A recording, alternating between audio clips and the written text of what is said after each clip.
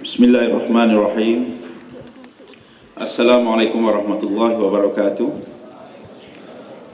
Salam sejahtera, salam satu belia, satu Malaysia. Saudari pengacara majlis yang kita kasihi dan sanjungi, yang amat berbahagia Tun Dr. Mahathir bin Mohamad, mantan Perdana Menteri Malaysia,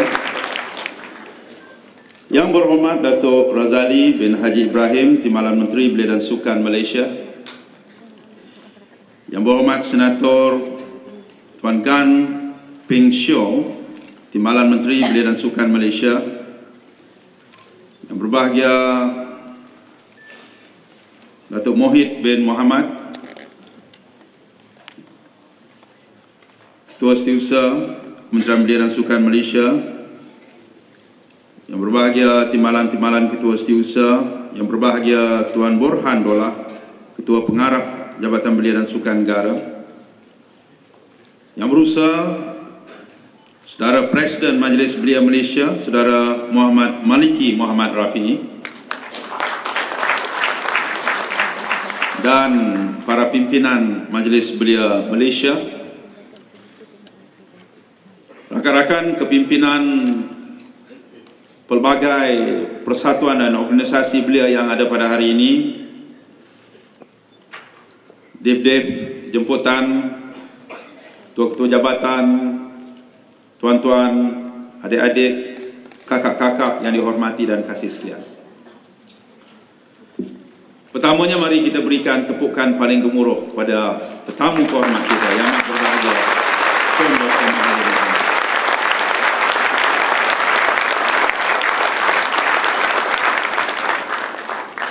Apabila kami mendapat tarikh daripada Yang Amat Berbahagia Tun untuk sudi bersama dengan Kementerian Belia dan Sukan dan juga Majlis Belia Malaysia dalam satu majlis yang kita panggil bicara minda, untuk kita mendengar buah fikiran seorang tokoh negarawan kita. Dalam masa yang singkat, berita ini terbang secara viral. Saya pada mulanya bimbang belia-belia ni pada hari Jumaat, sebab hari ini saja masa yang ada bagi Tun. Bulan depan penuh, bulan satu lagi pun penuh. Saya risau ini waktu kerja, hari sekolah dan sebagainya. Tetapi semalam saya dimaklumkan oleh Puan Hatifah sebagai pengurusi penganjur majlis pada hari ini, dia kata ramai. Dan pada hari ini ternyata bukan ramai, tetapi sangat ramai.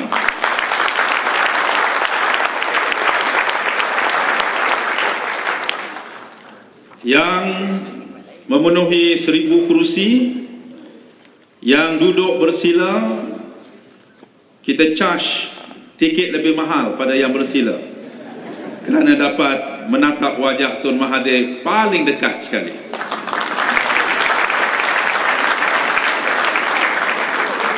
Dan di sebelah sana dalam dewan yang sebesar ini juga saya dimaklumkan penuh juga di sana.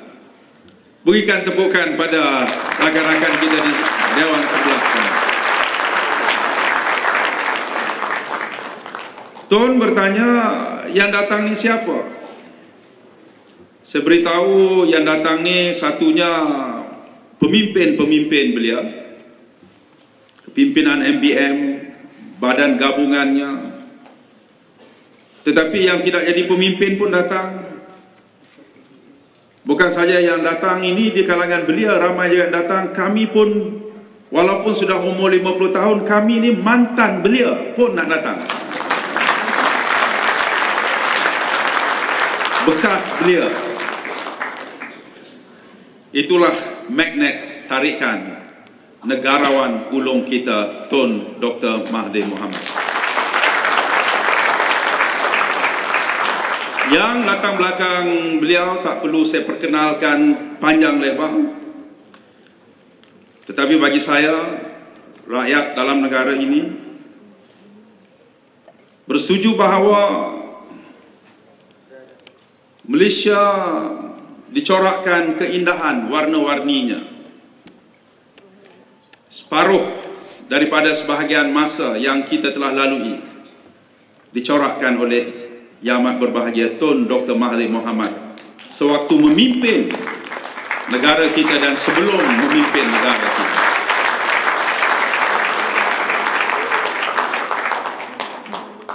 Kalau almarhum Tunku Abdul Rahman Putra Al-Haj sebagai bapa Malaysia yang mencipta Malaysia, kita boleh katakan Tun adalah sebagai reinventor yang memberi ciptaan baru kepada negara yang bernama Malaysia ini. Reinventor, pencipta baru ini sudah tentu dengan pelbagai perkara yang menjadi baru bagi rakyat Malaysia. Bukan sekadar kita ingat apabila Tun mula berada di tampuk kepimpinan kerajaan, Tun mengubah masa setengah jam lebih awal, menyamakan waktu dulunya. Kalau kita dengar berita disebutkan jam 8.30 waktu Malaysia Timur, Malaysia Barat, pukul 8 sebaliknya, kalau 8 waktu Malaysia Barat, 8.30 waktu Malaysia Timur, terpaksa disebut 2 kali. Dan itu adalah perkara yang dianggap biasa, tetapi Tun mengubahnya, sehingga kan negara jiran pun terpaksa mengubahnya tanpa dipaksa, tanpa sesen pun kos. Telah mengubah cara orang Malaysia pukul berapa bangun pagi, pukul berapa balik kerja, pukul berapa kita memulakan tugas kita, pukul berapa kita menghabiskan tugas kita. Bukan soal tanda nama, bukan soal punch card, tetapi yang lebih besar lagi ialah tentang mengubah cara kehidupan kita. Invention seperti Proton, Petronas, yang dahulu orang berkata bahawa bolehkah Petronas menandingi Pertamina kerana jumlah minyak yang dikeluarkan oleh kita adalah kecil kalau dibandingkan dengan minyak yang ada di Indonesia.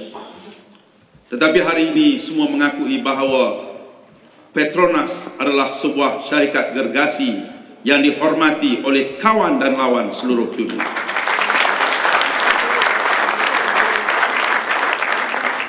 Dulu orang menganggap bahawa Formula One hanyalah suatu event, tetapi orang berkata bahawa event ini meletakkan Malaysia setaraf dengan negara-negara besar di dunia. 17 tahun dulu Tun sama dengan Tua di Langkawi yang bermula pada hari ini.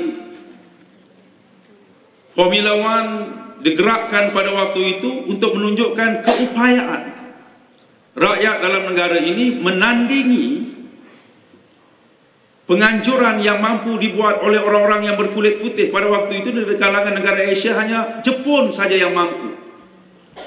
Tetapi pada hari ini Singapura ikut kita, Bahrain ikut kita, China ikut kita, semua ikut Tun Dr. Mahathir Mohamad.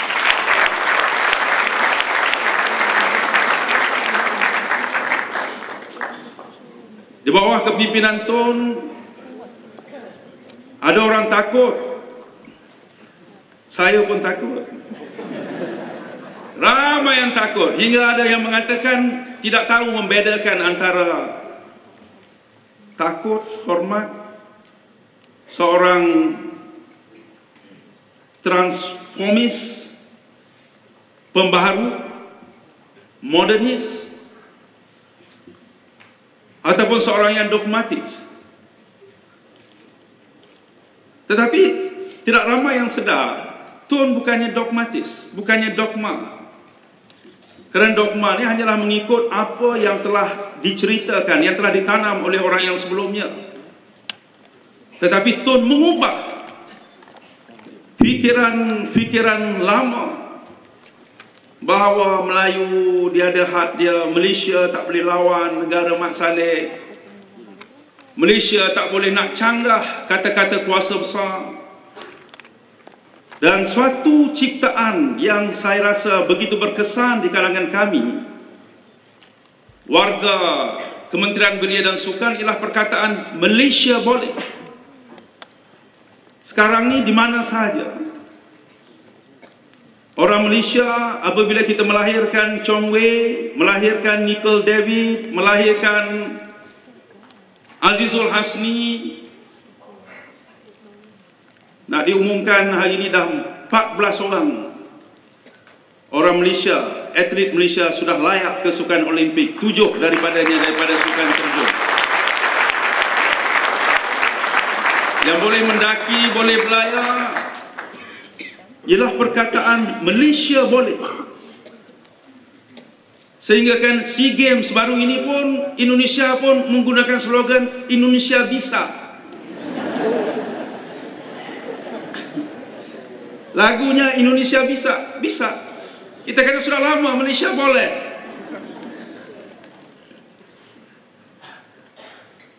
Artinya mengatakan tidak ada apa yang tidak boleh, melainkan semua boleh. Dan ini adalah ciptaan terbesar Tun Mahathir, mengangkat rasa yakin, confident rakyat Malaysia kita mampu untuk berada setanding dengan siapa pun dalam dunia. Sehingga kan orang akui bahawa dulu Malaysia negara kampungan, kehidupannya berasaskan pada pertanian kecil-kecilan. Dan apabila Tun meninggalkan kerajaan, Malaysia berada di kalangan 17 negara tertinggi sebagai negara pedagang, trading nation yang ada dalam dunia ini.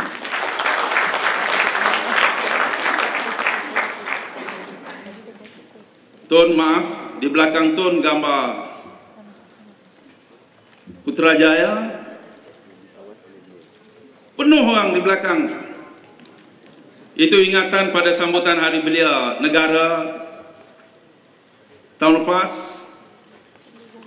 yaitu 1 juta orang memenuhi Putrajaya. Bagi kami, apabila kita bercakap tentang mengubah format Hari Belia, ada diadakan di Melaka, boleh diadakan di negeri lain, boleh diadakan di dalam Dewan. Kita kata kita gunakan Putrajaya sebagai pentas yang terbesar. Tahun lepas 200 aktiviti diadakan serentak. Setiap jalan, setiap lorong, dan dalam masa 3 hari kita berjaya mengumpulkan 1 juta belia. Dan tahun ini sasaran kita pada bulan Mei tahun ini, Tun, sasaran kita 5 hari, 23, 24, 25, 26, 27 bulan Mei, iaitu sempena sambutan Hari Belia. Kita akan gerakkan 2 juta belia berhimpun di Putrajaya.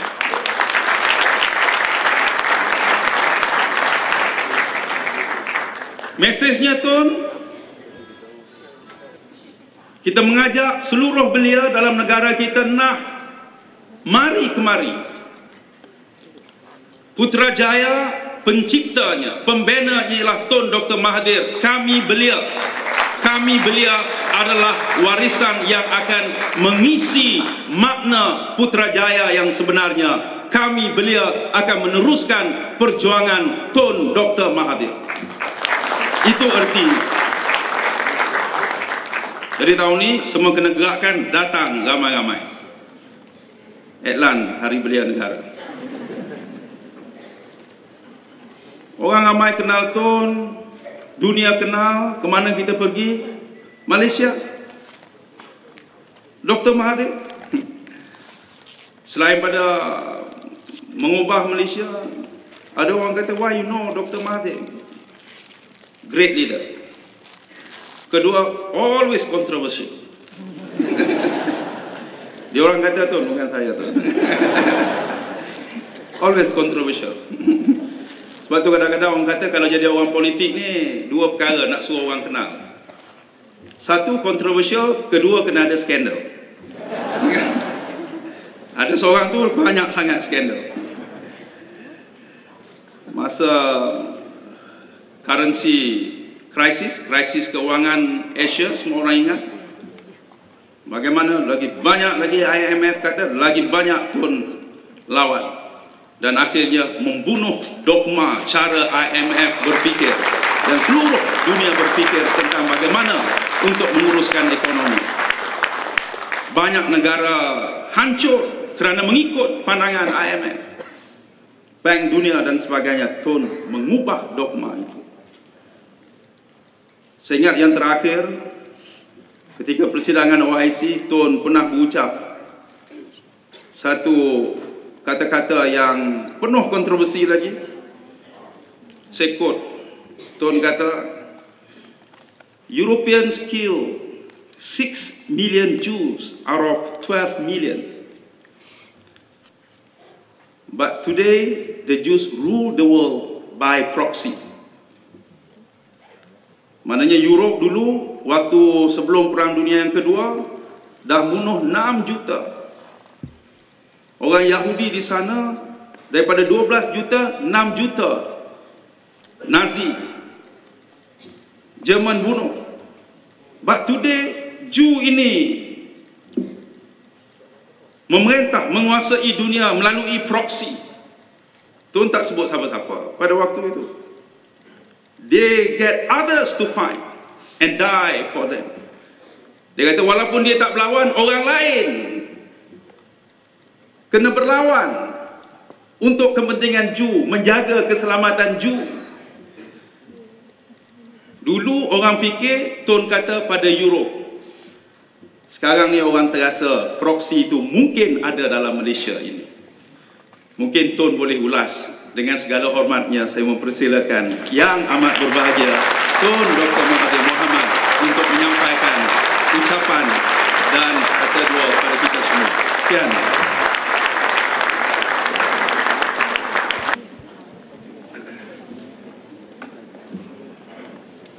Bismillahirrahmanirrahim. Yang berhormat Datuk Seri Ahmad Syabiri Binci, Menteri Belia dan Sukan, Yang berhormat Datuk Razali Haji Ibrahim, Yang berhormat Tuan Gan Ping Shu, Timbalan Menteri Belia dan Sukan, Datuk Mohid bin Muhammad, Ketua Setiausaha, Datuk Jamil bin Saleh, Timbalan Ketua Setiausaha, Tuan Borhan bin Dolah, Ketua Pengarah Jabatan Belia dan Sukan Negara, Puan Rohani binti Abu Hassan, Pengurusi Tetap Majlis Belia Malaysia, Yang Berusaha Saudara Muhammad Maliki Muhammad Rafi'i, Presiden Majlis Belia Malaysia, pegawai-pegawai kanan Kementerian, Detektif Kehormat, para pemimpin belia, seterusnya hadirin sekalian. Assalamualaikum warahmatullahi wabarakatuh dan salam sejahtera. Lebih dahulu saya ucap banyak terima kasih kepada Kementerian Belia dan Sukan yang telah menyebut saya untuk bercakap dengan majlis yang sebegini besar yang terdiri daripada pemimpin-pemimpin belia. Saya berasa terharu dengan puji-pujian yang disampaikan tadi. Saya khawatir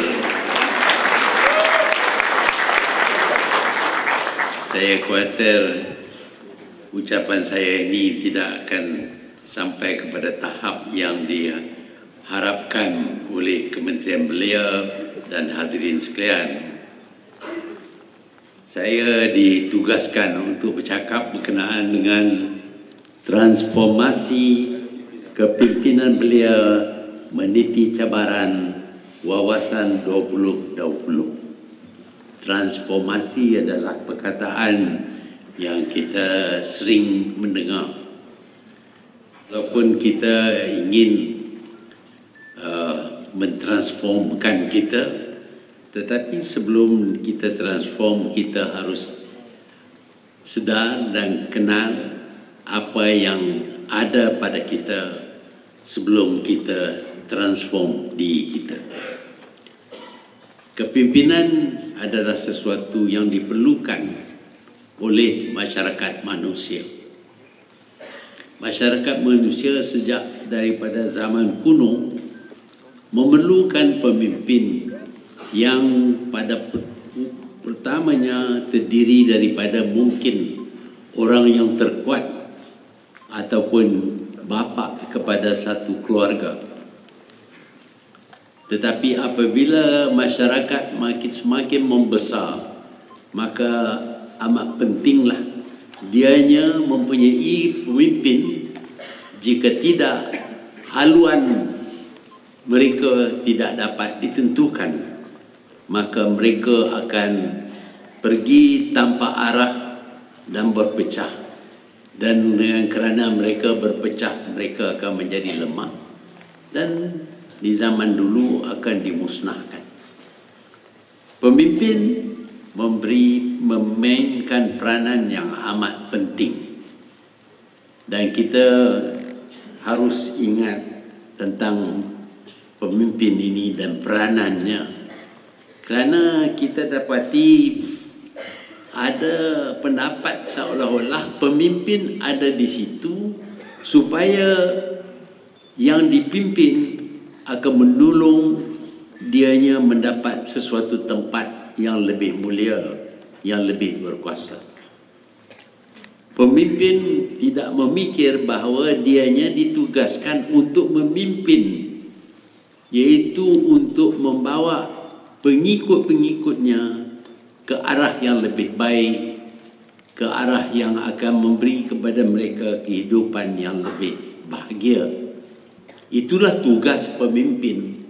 Tapi kita dapati kadang-kadang pemimpin menganggap bahawa yang menjadi pengikutnya mempunyai tugas yang besar untuk menaikkan pemimpin supaya lebih tinggi lagi, supaya lebih berkuasa lagi. Jadi yang ada di belakang itu bukan akan dipimpin oleh pemimpin. Sebaliknya pemimpin hanya memerlukan mereka untuk menjayakan cita-cita besar pemimpin. Fikiran yang semacam ini adalah salah. Pemimpin berada ataupun dilantik, diberi tugas untuk memimpin mereka yang ada di belakang pemimpin. Mereka yang menurut pemimpin, kerana kepercayaan mereka ialah pemimpin akan membawa mereka ke arah kebahagiaan. Itulah tugas pemimpin, bukan untuk menaikkan dirinya, bukan untuk memberi kuasa yang lebih besar supaya dianya boleh hidup lebih mewah, lebih baik daripada pengikut-pengikutnya. Pemimpin mestilah utamakan kepentingan pengikut-pengikut. Apabila pemimpin lupa akan tugasnya ini, maka lambat laun pengikut-pengikutnya akan berhenti daripada menjadi pengikut. Kalau mereka setakat berhenti saja, itu tidak mengapa. Mungkin juga mereka akan bertindak untuk menjatuhkan pemimpin. Kita sedang berada di zaman yang mana terdapat di negara-negara Arab usaha untuk menjatuhkan ketua-ketua negara. Kenapakah mereka mengadakan usaha untuk menjatuhkan ketua negara sedangkan mereka adalah pengikut? Secara tidak langsung mereka menjadi pengikut kepada ketua itu. Sebabnya ialah kerana ketua-ketua negara ini sudah lupa akan peranan mereka sebagai pemimpin. Mereka lupa tentang kepentingan kebahagiaan hidup pengikut-pengikut yang menjadi rakyat negara mereka. Sebaliknya yang diutamakan ialah kedudukan pemimpin itu sendiri, kuasa yang ada kepadanya, dan kehidupan yang lebih mewah yang boleh didapati oleh pemimpin. Dengan itu dilupakan tentang mereka yang menjadi pengikut. Dilupakan sama sekali tentang tanggungjawabnya kepada pengikut-pengikut. Dan akhirnya, walaupun pengikut mungkin sabar bertahun-tahun, berpuluh tahun, tetapi akhirnya pengikut, mereka yang di belakang pemimpin, bangun untuk menjatuhkan pemimpin. Inilah nasib pemimpin yang lupa terhadap tugasnya. Pemimpin yang cuma mengutamakan kedudukan mereka sahaja, tanpa memikir tentang kesejahteraan hidup mereka yang dipimpin. Walaupun kita tak mungkin jadi pemimpin sebuah negara, hanya menjadi pemimpin sebuah pertubuhan, tetapi hakikatnya ialah pemimpin mesti utamakan mereka yang di belakang, yang menjadi pengikut yang berharap supaya pemimpin akan membawa mereka ke arah masa yang lebih cerah, masa yang lebih bahagia. Sama ada mereka pemimpin golongan muda ataupun tua, tidak menjadi perbezaan. Pemimpin mesti utamakan mereka yang di belakang, yang memberi tempat kepadanya untuk menjadi pemimpin. Apabila pemimpin lupa tentang kepentingan mereka yang di belakang, maka lambat laun pemimpin itu akan disingkir. Itu adalah peranan pemimpin yang sebenarnya, bukan untuk kedudukan yang tinggi. Ada pemimpin-pemimpin dalam negara kita juga yang mengadakan pertumbuhan dan pengikut hanya kerana ingin menggunakan pengikut untuk menjayakan cita-cita besar pemimpin itu. Setengah bercita-cita besar untuk pergi ke Putrajaya, bukan pada hari belia. Dia nampak bangunan tu, dia nak masuk tempat tu. Jadi pengikut ini cuma alat untuk dianya pergi ke situ. Bukan kepentingan pengikut yang diutamakan, tetapi kedudukan dirinya yang diutamakan. Pemimpin yang semacam itu, kalaupun dia berjaya sampai ke Putrajaya, dia tak akan duduk di situ lama. Bahkan kemungkinan besar dia tak sampai langsung ke Putrajaya. Hari belia dia boleh datang.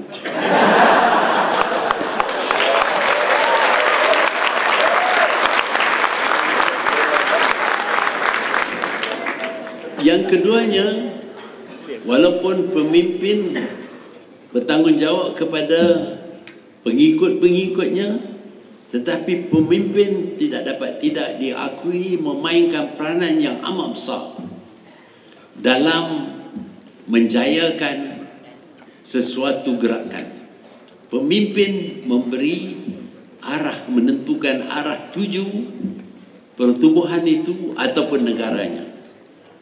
Sebagai contoh, kita lihat peranan ataupun kesan kepimpinan terhadap sesuatu badan ataupun terhadap sesuatu negara.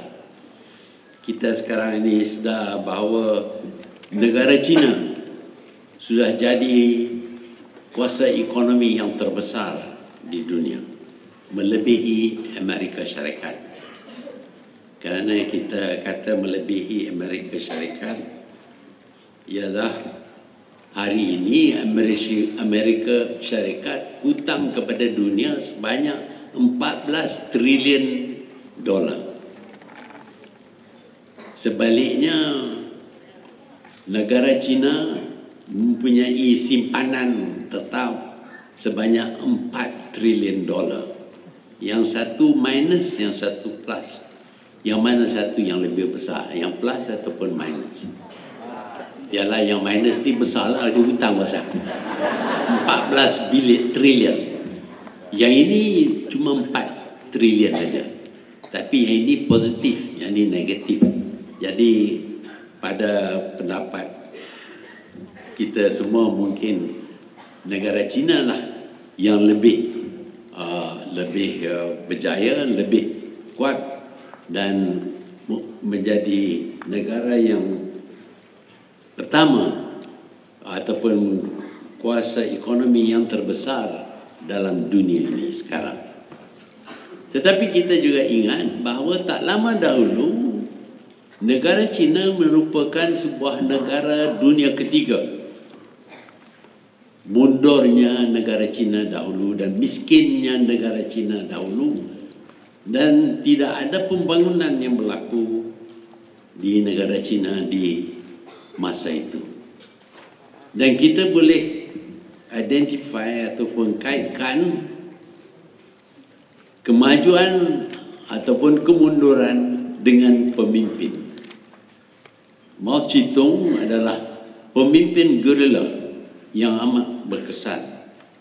Tetapi sementara dianya menjadi pemimpin gerila yang berjaya mengalahkan pasukan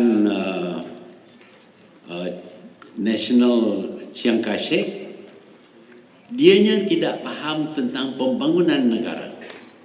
Dia terkongkong dengan fahaman komunis.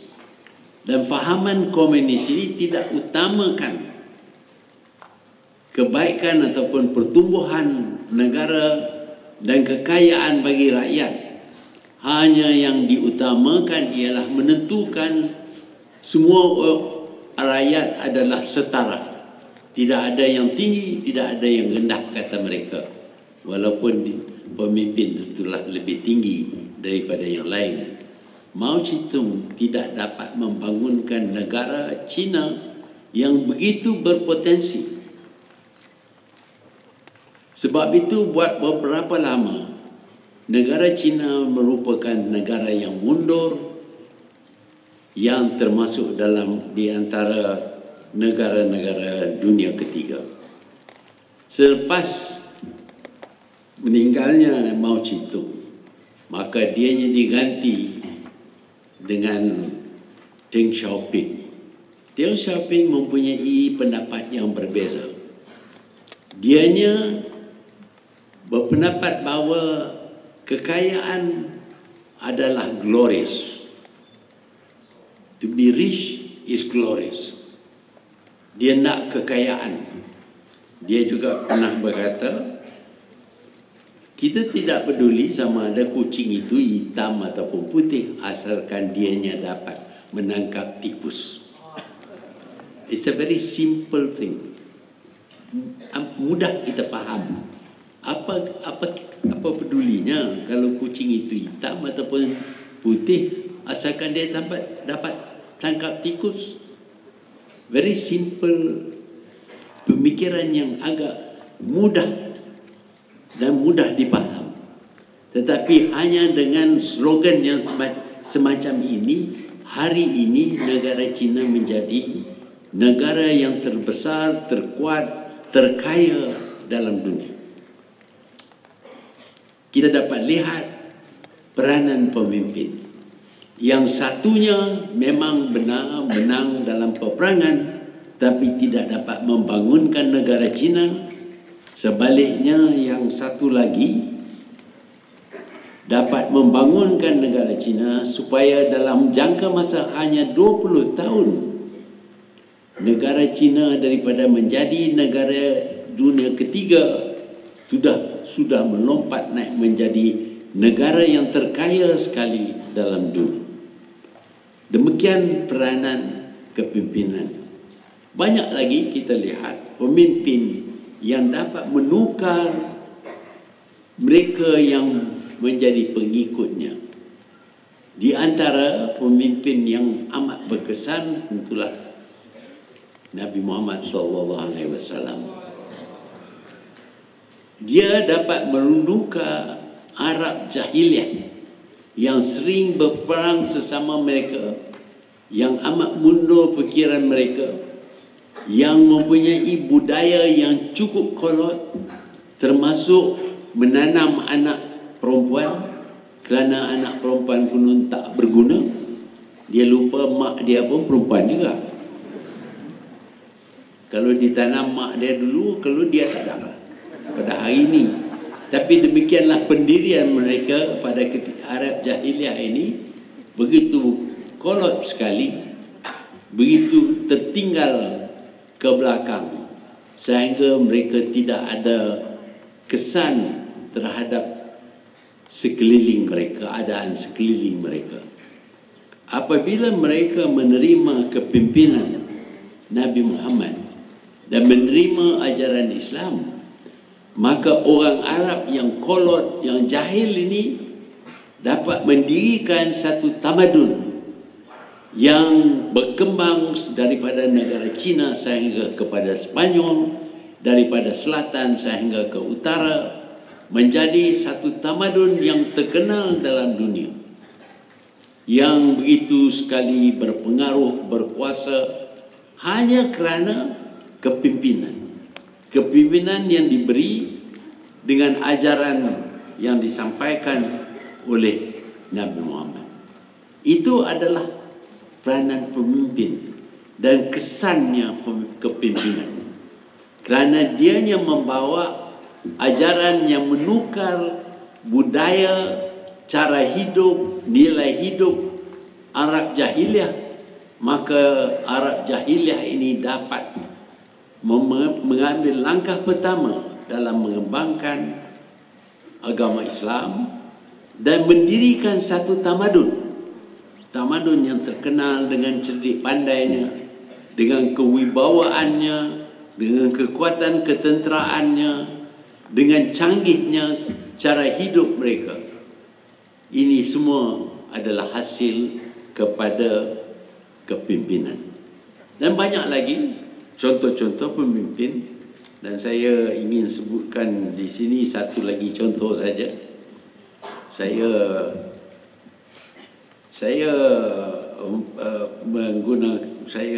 pandang seorang ini, walaupun dianya jahat, dianya ganas, dianya biasa memotong kepala orang, tetapi dia kepimpinannya amat berkesan, menukar cara hidup dan kejayaan negaranya. Dia ini ialah Tsar Peter the Great.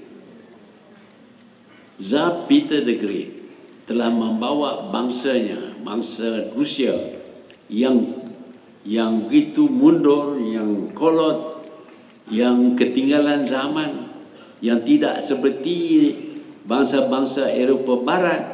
Dianya telah berusaha berhampas pulas mengheretkan bangsanya supaya bangsanya menjadi bangsa yang bertamadun, sehingga hari ini kita lihat Rusia adalah satu kuasa dunia.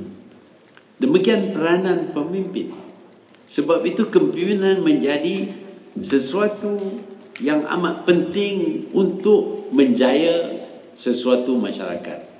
Sudah tentu kalau pemimpin itu tidak cekap, tidak faham tentang tugasnya, cuma mengingati diri berkenaan dengan kedudukannya, nak bangunkan bangunan yang istana yang besar, buat takhta yang lebih tinggi, pakai macam-macam pakaian, dan mempunyai kuasa hidup mati ke atas rakyatnya. Pemimpin yang semacam ini sebenarnya bukan pemimpin dan akan membawa kepada kemunduran. Sebaliknya, apabila pemimpin itu cekap dan faham tentang tanggungjawabnya terhadap pengikut-pengikutnya, maka dia akan dapat mengubah keadaan pengikut-pengikutnya supaya mereka dapat berdiri sama tinggi, duduk sama rendah dengan bangsa-bangsa yang lain di dunia. Inilah kesan daripada pemimpin. Kalau terdapat pemimpin yang kolot, yang tidak cekap, yang tidak dapat bangun daripada tidur umpamanya, maka pemimpin itu tidak akan berkesan, bahkan akan membawa keburukan kepada yang dipimpin. Sebab itulah kita harus memberi perhatian kepada jenis pemimpin yang akan wujud dalam masyarakat kita. Ya, kadang-kadang pemimpin itu terjadi begitu saja. Kalau kita mengamalkan sistem monarki, sistem beraja umpamanya, kita terima anak kepada raja sebagai pemimpin kita, sama ada dia berkebolehan ataupun tidak. Tetapi di zaman ini kita berhak untuk memilih pemimpin. Untuk memilih pemimpin, kita perlu kenal siapakah yang mempunyai bakat untuk menjadi pemimpin. Kita tahu daripada zaman ke zaman keadaan di sekeliling kita bertukar. Seseorang pemimpin yang sesuai untuk satu zaman tidak semestinya sesuai untuk semua zaman. Tidak semestinya sesuai untuk zaman ini. Mungkin di zaman dahulu dia begitu berkesan, tetapi zaman sekarang ini keadaan sudah berubah. Dan kalau pemimpin itu tidak ambil kira keadaan di sekelilingnya, maka kepemimpinannya juga tidak akan berkesan dan dia tidak akan dapat menghasilkan sesuatu yang baik kerana kepemimpinannya. Di zaman ini kita tahu bahawa keadaan dunia sudah berubah. Pemikiran manusia sudah berubah. Alatan dan kemudahan yang terdapat juga sudah berubah. Sesuatu yang tidak ada sama sekali dahulu, yang tidak mungkin dipikir boleh diadakan, sekarang ini menjadi perkara biasa. Sekarang kita mempunyai kebolehan untuk mengadakan alternatif media umpamanya. Kita boleh berhubung dengan siapa saja kerana kecanggihan alatan yang ada di tangan kita. Dengan itu kepimpinan juga perlu faham tentang perubahan alam sekeliling, perubahan pemikiran, dan tahu memilih antara perubahan ini yang mana yang baik, yang mana yang tidak. Umpamanya sekarang ini kita dapati nilai hidup manusia sudah berubah daripada zaman dahulu. Zaman dahulu tidak ada yang bercakap berkenaan dengan kebebasan, freedom. Freedom dahulu tidak diiktiraf, tidak dikenali sama sekali kerana manusia hidup di bawah pemerintahan raja yang berkuasa penuh dan rakyat tidak ada hak sama sekali melibatkan diri dalam bidang politik. Mungkin saudara-saudari dilahirkan di zaman yang mana kita semua anggap kita berhak untuk mengambil bahagian dalam politik. Saya ni agak tua sikit, tak berapa tua lah, cuma 87 saja. Saya melalui 5-6 jenis pemerintah. Saya biasa ada di zaman negara kita ini dijajah oleh British. Kita dijajah oleh British kerana raja-raja kita membuat perjanjian dengan British supaya British dapat menasihat pentadbiran negeri raja-raja ini. Dan pada masa itu hanya raja dan beberapa kumpulan elit yang di sekelilingnya berhak berpolitik. Rakyat tidak ada hak sama sekali. Tidak boleh bercakap berkenaan dengan politik kerana ini adalah bukanlah sesuatu yang dibenar oleh pemerintah untuk orang ramai. Kita tidak boleh faham sekarang ini kerana kita dilahir di zaman kebebasan, tetapi tidak lama dahulu semasa kita diperintah oleh British, kita tidak ada kebebasan sama sekali. Hari ini kita tahu kita mempunyai kebebasan. Mungkin dia bermula dengan revolusi Perancis sejak 200 tahun dahulu. Tetapi hari ini terjemahan kepada kebebasan menjadi semakin lama semakin luas.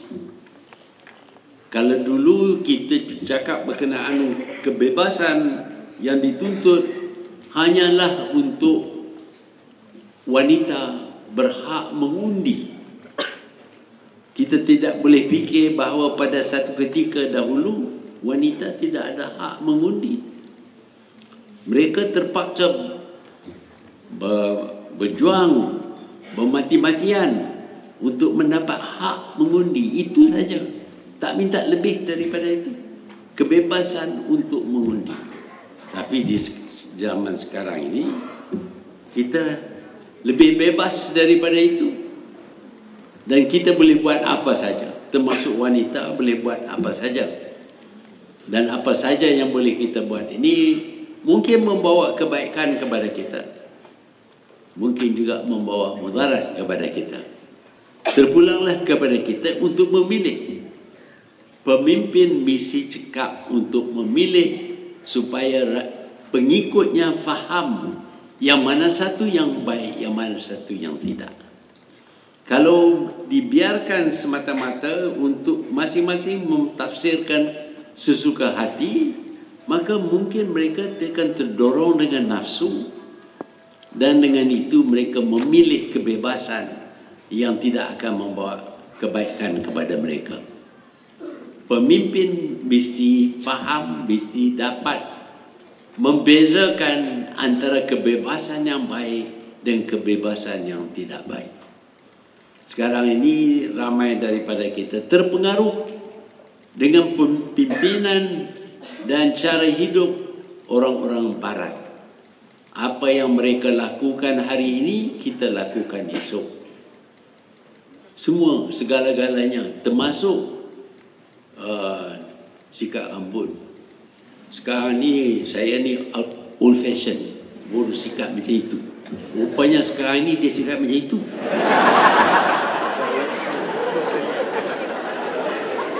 Barulah dia bebas.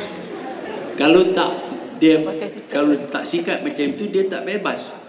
Tetapi ini adalah tiruan tanpa menilaikan sesuatu itu, tanpa mengambil kira kesesuaiannya dengan masyarakat dan iklim dalam negara kita. Justru itu pemimpin, terutama pemimpin belia, kerana banyak yang tiruan ini dilakukan oleh belia, harus faham usul asal perubahan-perubahan yang datang daripada luar ini dan bertanya apakah usul asal ini sama yang terdapat dalam negara kita. Kalau negara kita ini berlainan daripada mereka, maka kita tidak harus terima bulat-bulat apa nilai hidup yang dipegang oleh negara-negara yang dikatakan negara maju, yang kebanyakannya terdapat di negara di sebelah barat. Kalau kita melatihkan diri kita untuk mengkaji, menyelidik dan mengenal pasti yang mana satu yang patut kita terima, yang mana satu yang tidak boleh kita terima, maka kita dapat menentukan perkembangan dalam negara kita, terutama dalam bidang budaya, akan menghasilkan kejayaan dalam usaha kita untuk mencapai wawasan 2020. Kita mungkin sedar bahawa pada tahun 1982, ini tahun yang ke-30, kita menerima dasar pandang ke timur. Kenapa kita pandang ke timur? Kerana kita yakin bahawa di timur juga terdapat sesuatu yang baik bagi kita. Sebab itu kita ingin imbangi antara timur dengan barat. Kita tidak terima semata-mata daripada apa yang dilakukan di barat, kerana kita mungkin tidak sesuai, kerana dianya mungkin tidak sesuai dengan masyarakat kita. Sebab itu sementara kita masih pandang ke barat, kita pandang ke timur dan kita lihat perbezaan antara timur dengan barat, dan apa yang berlaku hasil daripada nilai hidup yang dipegang oleh timur dengan nilai hidup yang dipegang oleh barat. Kalau kita cakap dalam bidang ini, kita dapat melihat perbezaan ini dan memilih sesuatu yang baik. Kita terima umpamanya sistem demokrasi daripada barat, dia bukan datang daripada timur. Di timur semuanya mempunyai kerajaan yang diketuai oleh raja-raja. Tetapi di barat datang pendapat bahawa yang menjadi raja ialah rakyat. Ini satu contradiction. Kerana sebenarnya yang berkuasa, yang harus berkuasa ialah rakyat. Ini pendapat seperti ini datang daripada barat. Dan kita terima. Tetapi di masa yang sama kita juga harus lihat keadaan di sebelah timur. Kerana kita dapati bahawa di timur juga terdapat bangsa yang berjaya. Kita harus tahu apakah pegangan mereka, nilai hidup yang dipegang oleh mereka yang menyebabkan mereka begitu berjaya. Kita lihat kemajuan di barat.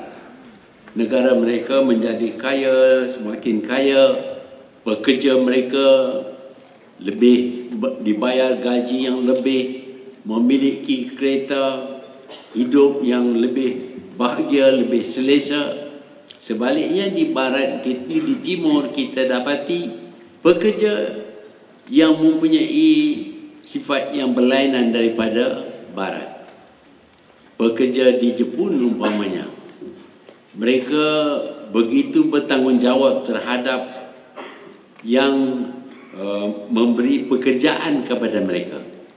Mereka tidak ingin merosakkan perniagaan yang memberi peluang kepada mereka bekerja dan mendapat pendapatan tertentu. Sebab itu mereka berpendapat harus dijaga badan ini.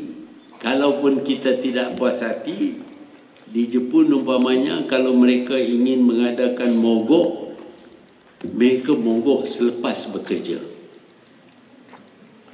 Di barat kita lihat mereka mogok semasa bekerja. Jadi bermaknalah di barat kerja tak dilakukan, sementara di timur walaupun masih mogok tapi kerja masih berjalan. Antara dua ini, apakah pilihan kita?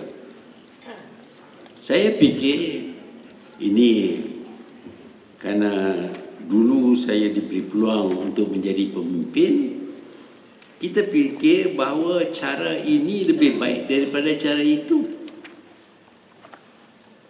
Di barat, gaji dinaikkan kerana mogok.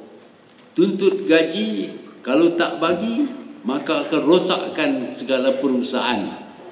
Sebaliknya di timur, mereka tuntut gaji tapi tidak merosakkan peluang pekerjaan mereka. Yang mana satu yang baik? Inilah yang dihadapi oleh pemimpin. Kalau pemimpin terbawa-bawa dengan keinginan untuk mendapat sesuatu bagi dirinya ataupun bagi pengikutnya tanpa mengambil kira kesannya, maka mereka akan melakukan ataupun membuat keputusan kepimpinan yang tidak akan mendatangkan kebaikan kepada yang dipimpin oleh mereka. Apabila kita pandang ke timur, kita pandang ke barat, kita dapat menilai yang mana satu yang baik dan kita pilih yang baik bagi diri kita supaya kita juga akan dapat kemajuan.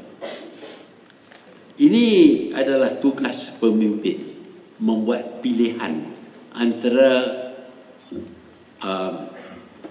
direction yang kita nak pergi. Kalau kita tidak buat pilihan yang bijak, kita akan bawa kepada kemusnahan mereka yang menjadi pengikut kita.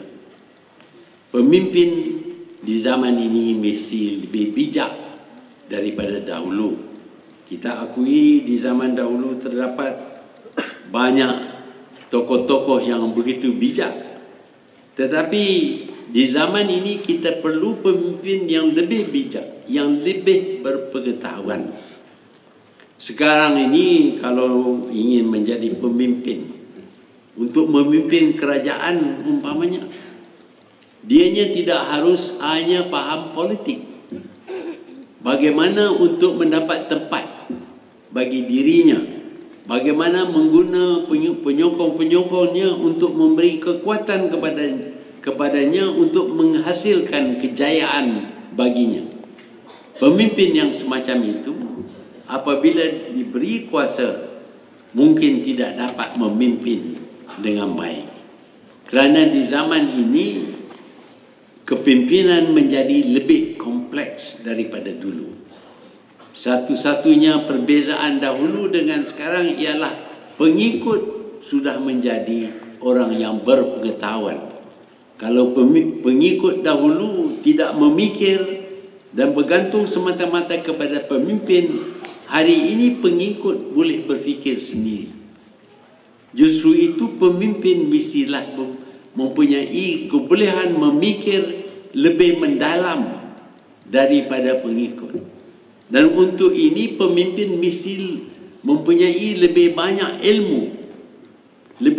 ilmu daripada mereka yang menjadi pengikutnya. Bahkan dalam kerajaan sekarang ini, kalau nak jadi pemimpin, mereka mesti faham bukan saja bidang politik, tetapi memahami ekonomi, keuangan dan bermacam-macam bidang lagi, supaya mereka boleh faham tentang apa yang harus dilakukan untuk menjayakan negara. Umpamanya, negara kita dahulu adalah negara pertanian, dan kita lihat bagaimana pemimpin dahulu memilih untuk mengadakan perusahaan. Kenapa perusahaan? Kerana kita dapati kita tak mungkin buka tanah sehingga untuk menampung keperluan pekerjaan bagi rakyat yang semakin bertambah. Kita tidak punyai kawasan yang luas di negara kita, melainkan kalau kita tebang dan musnahkan semua hutan-hutan kita. Dan kalau kita berbuat demikian, dia mempunyai kesan terhadap iklim, dan mungkin hujan akan berkurangan dan kita tidak dapat bekalan air umpamanya. Ini pemimpin mesti tahu. Sebab itu apabila didapati tidak ada lagi peluang pekerjaan yang boleh diadakan melalui pembukaan tanah, maka pemimpin pada masa itu berpendapat bahawa mereka harus pindah kepada negara yang bergantung kepada industri.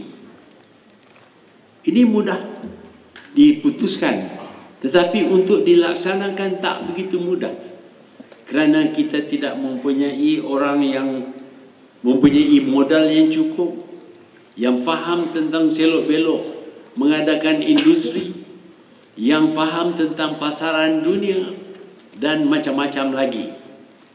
Barulah kita boleh pindah daripada agriculture, daripada pertanian kepada industri. Dan pemimpin-pemimpin pada masa itu mestilah faham keperluan-keperluan yang sesuai untuk menjadikan sebuah negara industri. Kalau pemimpin itu tidak faham tentang keperluan negara yang bergantung kepada industri, maka mustahil dia dapat memindah daripada pertanian kepada industri. Sekali lagi jelas bahawa pemimpin di zaman ini memerlukan lebih banyak ilmu pengetahuan. Kita harus pilih ataupun tentukan pemimpin-pemimpin kita mempunyai kebolehan dalam berbagai bidang, bukan satu bidang politik saja, tetapi dalam berbagai bidang, supaya dengan ilmu yang ada kepadanya, dianya dapat menimbang, menentukan yang mana satu yang perlu diterima untuk menjadi dasar ataupun pendekatan untuk memajukan negara. Kita dapati ada setengah pemimpin yang selesa dengan kepimpinannya dan tidak nak bagi tempat kepada orang lain. Sebab itu apabila mereka lihat ada orang yang lebih kebolehan daripada mereka, mereka tidak ingin orang itu menyertai gerakan mereka kerana mungkin mereka tersingkir. Kalau kita mempunyai sikap yang seperti itu, maka kualiti kepimpinan akan merosot. Dan apabila kualiti kepimpinan merosot, maka tak mungkin kita sediakan kebolehan sesuai dengan mencapai matlamat wawasan 2020. Sebab itu kita harus sedar bahawa akan datang masanya yang kita harus undur untuk memberi tempat kepada orang lain. Bukanlah nak masuk dalam bakul, nak angkat diri sendiri. Tapi saya pun undur juga. Tak ada siapa pun suruh saya undur, tapi saya undur pasal nak bagi peluang kepada orang yang lain yang lebih bijak daripada saya. Tapi kita tak tahulah apa dia kesannya. Namun demikian, kita perlu menguji seseorang itu sama ada kualiti kepimpinan ada padanya.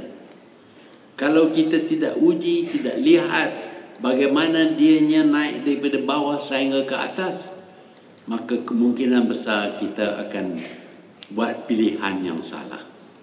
Sebab itu bagi beliau yang bakal mewarisi, bakal mengganti pemimpin-pemimpin yang ada, mereka harus ingat bahawa di zaman ini tidak mencukupi dengan hanya menjadi popular saja supaya dapat jadi pemimpin. Saya masih ingat semasa saya bertanding untuk menjadi wakil rakyat di Kubang, Kota Star Selatan tahun 1964. Ya, saya menang. Lepas itu kawan-kawan saya kata kepada saya, kalau nak menang dalam pilihan raya, mudah aja. Doktor bawa beg, pergi tengok rumah orang sakit semua dan ubat orang sakit, percuma boleh menang. Saya tidak setuju, kerana kalau dia nak doktor, dia bayar duit lah untuk doktor. Saya pun nak cari duit juga.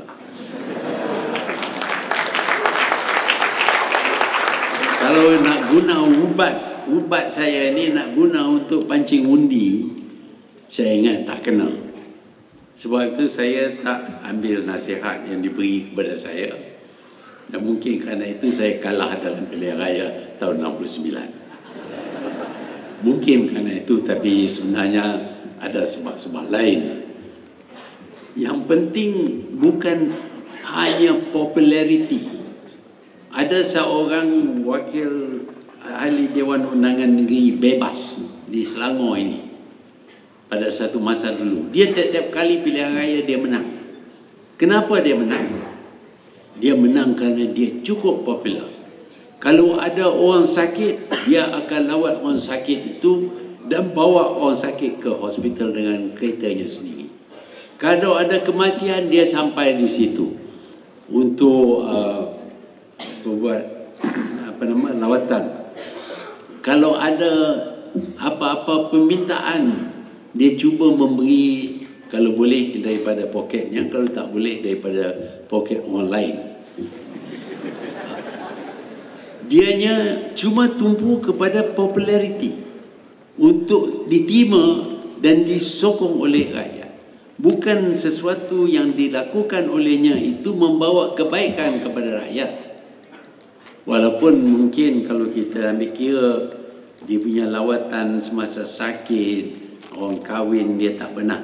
Ada kadang-kadang sampai 3 kahwin satu malam pun dia makan 3 kali satu malam. Pasal nak tunjuk kata dia betul-betul baik dengan rakyat. Tetapi kalau kita nak cari pemimpin politik yang hanya boleh buat lawatan bila sakit, kita carilah orang yang tu, jangan bagi kerja kepada dia. Kerana nak jadi pemimpin dalam sebuah negara tak memadai dengan hanya sanggup membuat lawatan menziarah orang sakit, menziarah orang yang meninggal dan sebagainya. Dia perlu mempunyai kebolehan yang lebih, dan kebolehan yang lebih ini mestilah ditunjuk dan ditunjuk dengan secara yang nyata dengan hasil-hasil daripada dasar-dasar ataupun pendapat-pendapat yang ada kepadanya. Kita harus fikir di zaman ini kita perlu kepimpinan yang lebih berilmu pengetahuan. Kita perlu di zaman-zaman dulu yang menjadi pemimpin ialah yang masa besar, yang gagah, yang berani, yang boleh tumbuk orang. Itu zaman dahulu. Sekarang ini tak payahlah tumbuk siapa-siapa pun. Kita nak orang yang mempunyai akal fikiran, yang mampu membuat pilihan antara sesuatu dengan sesuatu yang lain, antara sesuatu yang buruk dengan sesuatu yang baik, yang senantiasa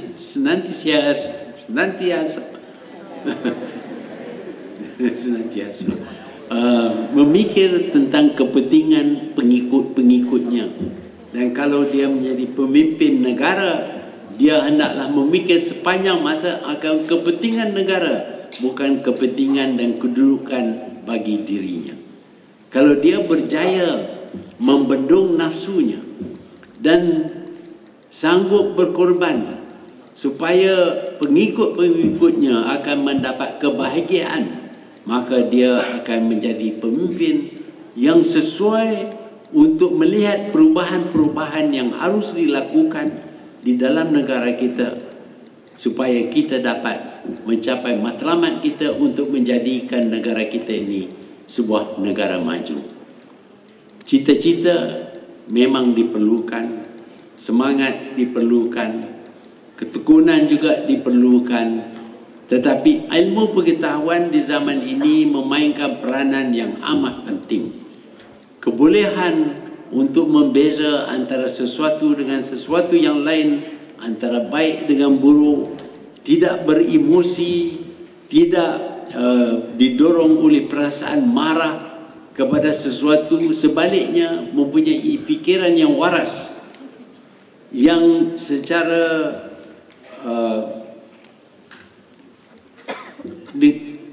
tanpa kuat emosi, dianya boleh memikir, menilai dan membuat keputusan yang bijak. Inilah yang kita perlukan daripada pemimpin di zaman ini. Kerana pemimpin di zaman ini tidak boleh lagi menjadi pemimpin yang berani, yang boleh melawan dengan sesiapa saja. Kita nak pemimpin yang mempunyai ilmu pengetahuan yang mencukupi,